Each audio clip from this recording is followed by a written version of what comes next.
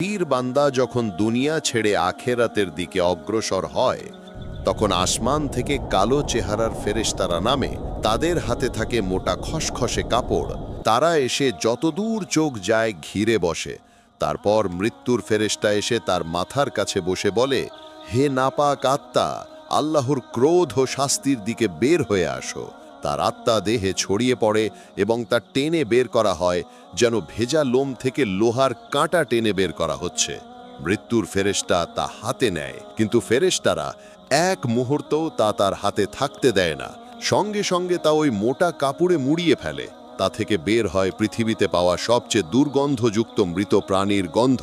তারা আত্মা নিয়ে উপরে উঠতে থাকে। আসমানে ফেরেশতাদের কোনো দল অতিক্রম করলে ফেরেশতারা জিজ্ঞেস করে, এই নাপাক আত্মা কার? তারা বলে, অমুক ইবনে অমুক।